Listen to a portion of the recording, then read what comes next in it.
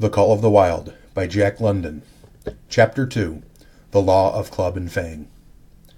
Buck's first day on the Dia beach was like a nightmare.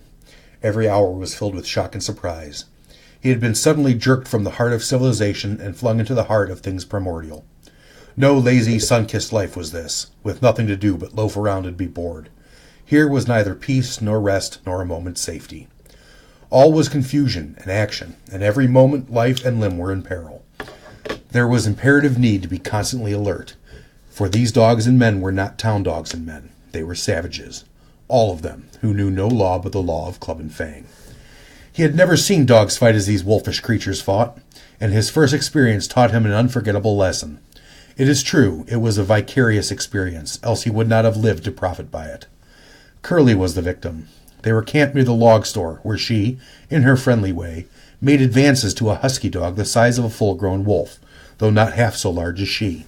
There was no warning, only a leap in like a flash, a metallic clip of teeth, a leap out equally swift, and Curly's face was ripped open from eye to jaw. It was the wolf manner of fighting, to strike and leap away, but there was more to it than this. 30 or 40 huskies ran to the spot and surrounded the combatants in an intent and silent circle. Buck did not comprehend that silent intentness, nor the eager way which they were licking their chops. Curly rushed her antagonist, who struck again and leapt aside. He met her next rush with his chest, in a particular fashion that tumbled her off her feet. She never regained them. This was what the onlooking huskies were waiting for. They closed in upon her, snarling and yelping, and she was buried, screaming with agony, beneath a bristling mass of bodies. So sudden was it, and so unexpected, that Buck was taken aback.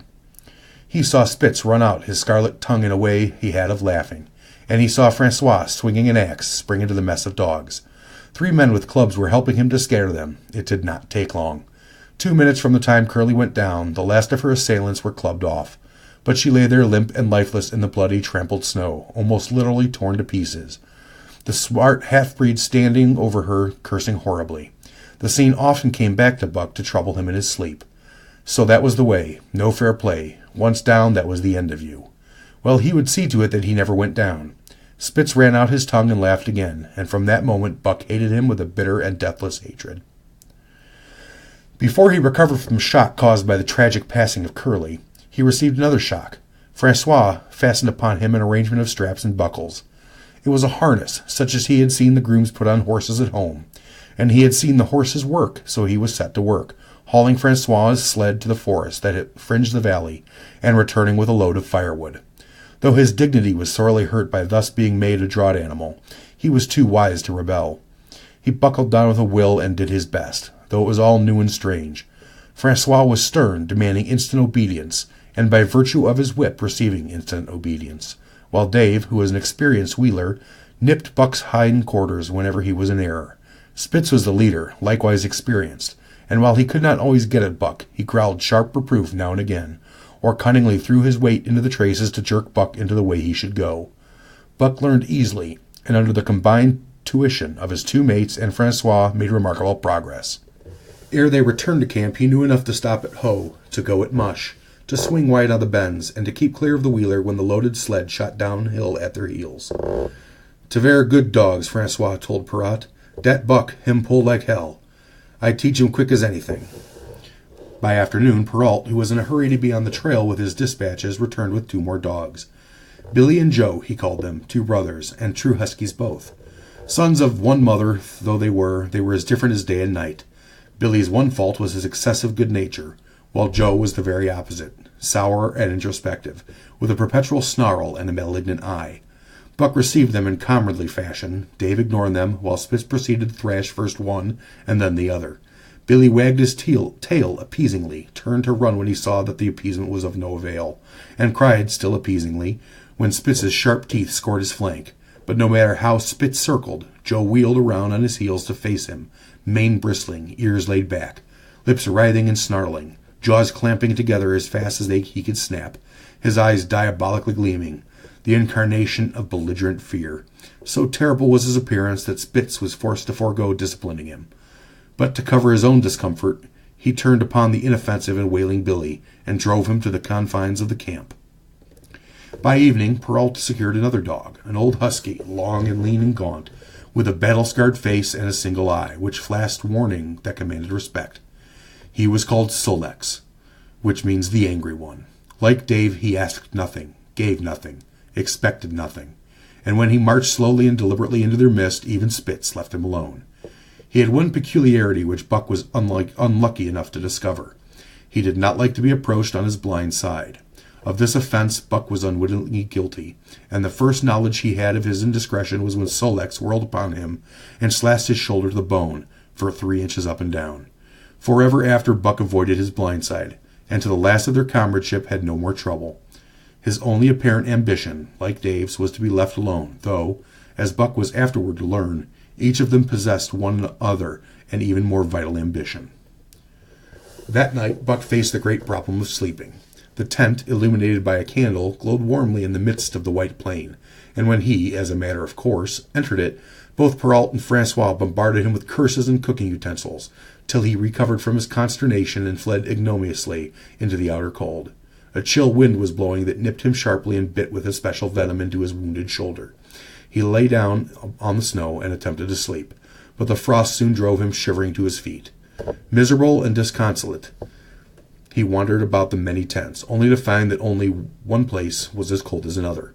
Here and there savage dogs rushed upon him, but he bristled his neck hair and snarled, for he was learning fast, and they let him go his way unmolested. Finally an idea came to him. He would return and see how his own teammates were making out. To his astonishment, they had disappeared. Again he wandered through the great camp looking for them, and he again returned. Were they in the tent? No, that could not be, else he would not have been driven out. Then where could they possibly be? With drooping tail and shivering body, very forlorn indeed, he aimlessly circled the tent. Suddenly the snow gave way beneath his forelegs, and he sank down. Something wriggled under his feet. He sprang back, bristling and snarling, fearful of the unseen and unknown. But a friendly little yip reassured him, and he went back to investigate. A whiff of warm air ascended to his nostrils, and there, curled up under the snow in a snug ball, lay Billy. He whined placatingly, squirming and wriggled to show his good will and intentions, and even ventured, as a bribe for peace, to lick Buck's face with his warm, wet tongue. Another lesson. So that was the way they did it. Buck confidently selected a spot, and with much fuss and waste effort, proceeded to dig a hole for himself. In a trice the heat from his body filled the confined space, and he was asleep. The day had been long and arduous, and he slept soundlessly and comfortably, though he growled and barked and wrestled with bad dreams. Nor did he open his eyes till roused by the noises of the waking camp. At first he did not know where he was. It had snowed during the night, and he was completely buried. The snow walls pressed him on every side, and a great surge of fear swept through him, the fear of the wild thing for the trap. It was a token that he was harking back through his own life to the lives of his forebears, for he was a civilized dog, an unduly civilized dog, and of his own experience knew no trap, and so could not himself fear it. The muscles his whole body contracted spasmodically and instinctively. The hair on his neck and shoulders stood on end, and with a ferocious snarl he bounded straight up into the blinding day, the snow flying about him in a flashing cloud. Ere he landed on his feet, he saw the white camp spread out before him, and knew where he was, and remembered all that had passed from the time he went for a stroll with Manuel and the hole he had dug for himself the night before. A shout from Francois hailed his appearance. "What I say?" the dog driver cried to Perrault. "Dat Buck for sure learn quick as anything." Perrault nodded gravely. As courier for the Canadian government, bearing important dispatches, he was anxious to secure the best dogs, and he was particularly gladdened by the possession of Buck. 3 more huskies were added to the team inside an hour, making a total of 9, and before another quarter an hour passed they were in harness and swinging up the trail toward the Dia Canyon. Buck was glad to be gone, and though the work was hard, he found he did not particularly despise it. He was surprised at the eagerness which animated the whole team and which was communicated to him, but still more surprising was the change wrought in Dave and Sol-leks. They were new dogs, utterly transformed by the harness. All passiveness and unconcern had dropped from them. They were alert and active, anxious that the work should go well, and fiercely irritable whatever, by the delay of confusion, retarded that work. The toil of the traces seemed the supreme expression of their being, and all that they lived for, and the only thing in which they took delight. Dave was the wheeler or sled dog. Pulling in front of him was Buck. Then came Sol-leks. The rest of the team was strung out ahead, single file, to the leader, which position was filled by Spitz. Buck had purposely been placed between Dave and Sol-leks, so that he might receive instruction. Apt scholar that he was, they were equally apt teachers, never allowing him to linger in error, and enforcing their teaching with their sharp teeth. Dave was fair and very wise. He never nipped Buck without cause, and he never failed to nip him when he stood in need of it. As Francois's whip backed him up, Buck found it to be the cheaper to mend his ways than to retaliate. Once, during a brief halt, when he got tangled in the traces and delayed the start, both Dave and Sol-leks flew at him and administered a sound trouncing. The resulting tangle was even worse, but Buck took good care to keep the traces clear thereafter, and ere the day was done, so well had he mastered his work, his mates about ceased nagging him.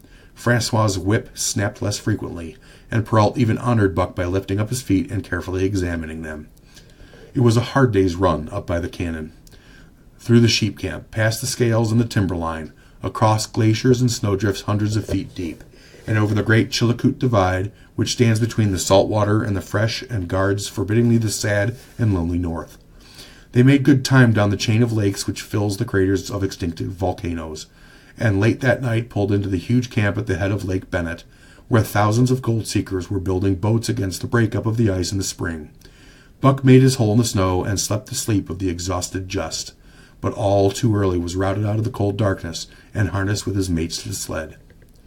That day they made 40 miles, the trail being packed, but the next day, and for many days to follow, they broke their own trail, worked harder, and made poorer time. As a rule, Perrault traveled ahead of the team, packing the snow with webbed shoes to make it easier for them. Francois, guiding the sled at the gee-pole, sometimes exchanged places with him, but not often.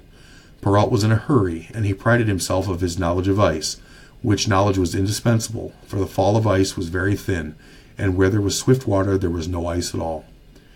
Day after day, for days unending, Buck toiled in the traces. Always they broke camp in the dark, and the first gray of dawn found them hitting the trail with fresh miles reeled off behind them. And always they pitched camp after dark, eating their bit of fish and crawling to sleep under the snow. Buck was ravenous. The pound and a half of sun-dried salmon, which was his ration for each day, seemed to go nowhere. He never had enough, and suffered from perpetual hunger pangs. Yet the other dogs, because they weighed less and were born to the life, received a pound only of the fish and managed to keep in good condition. He swiftly lost the fastidiousness which had characterized his old life. A dainty eater, he found that his mates, finishing first, robbed him of his unfinished ration. There was no defending it. While he was fighting off 2 or 3, it was disappearing down the throats of the others. To remedy this, he ate as fast as they, and so, greatly did hunger compel him, he was not above taking what did not belong to him. He watched and learned. When he saw Pike, one of the new dogs, a clever maligner and thief, slyly steal a slice of bacon when Perrault's back was turned, he duplicated the performance the following day, getting away with the whole chunk. A great uproar was raised, but he was unsuspected, while Dub, an awkward blunderer, who was always getting caught, was punished for Buck's misdeed. The first theft marked Buck as fit to survive in the hostile Northland environment. It marked his adaptability, his capacity to adjust himself to changing conditions, the lack of which would have meant swift and terrible death. It marked, further, the decay or going to pieces of his moral nature, a vain thing and a handicap in the ruthless struggle for existence. It was all well enough in the Southland, under the law of love and fellowship, to respect private property and personal feelings, but in the Northland, under the law of club and fang, whoso took such things into account was a fool, and in so far as he observed them, he would fail to prosper. Not that Buck reasoned it out. He was fit, that was all, and unconsciously he accommodated himself to the new mode of life. And his days, no matter what the odds, he had never run from a fight. But the club of the man in the red sweater had beaten into him a more fundamental and primitive code. Civilized, he could have died for a moral consideration, say the defense of Judge Miller's riding whip, but the completeness of his decivilization was now evidenced by his ability to flee from the defense of moral consideration and so save his hide. He did not steal for joy of it, but because of the clamor of his stomach. He did not rob openly, but stole secretly and cunningly, out of respect for club and fang. In short, the things he did were done because it was easier to do them than not to do them. His development, or retrogression, was rapid. His muscles became hard as iron, and he grew callous to all ordinary pain. He achieved an internal as well as external economy. He could eat anything, no matter how loathsome or indigestible. And once eaten, the juices of his stomach extracted the least particle of nutriment, and his blood carried it to the furthest reaches of his body, building it into the toughest and stoutest of tissues. Sight and scent became remarkably keen, while his hearing developed such acuteness that in his sleep he heard the faintest sound and knew whether it heralded peace or peril. He learned to bite the ice out with his teeth when it collected between his toes, and when he was thirsty, and there was a thick scum of ice over a waterhole, he would break it by tearing and striking at it with stiff forelegs.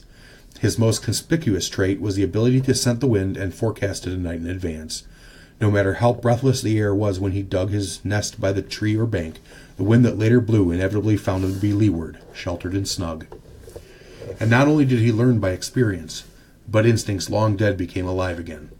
The domesticated generations fell from him. In vague ways he remembered back to the youth of the breed, to the time the wild dogs ranged in packs through the primeval forest and killed their meat as they ran it down. It was no quick task for him to learn to fight with cut and slash and the quick wolf snap. In this manner he fought forgotten ancestors. They quickened the old life within him, and the old tricks which they had stamped into the hereditary of the breed were his tricks. They came to him without effort or discovery, as though they had all been his always. And when, on the still cold nights, he pointed his nose at a star and howled long and wolf-like, it was his ancestors, dead in dust, pointing nose at star and howling down through the centuries and through him. And his cadences were their cadences, the cadences which voiced their woe and what to them was the meaning of the stiffness and the cold and dark. Thus, as a token of what puppet thing life is, the ancient song surged through him and he came into his own again. And he came because men had found a yellow metal in the north, and because Manuel was a gardener's helper whose wages did not lap over the needs of his wife and divers small copies of himself.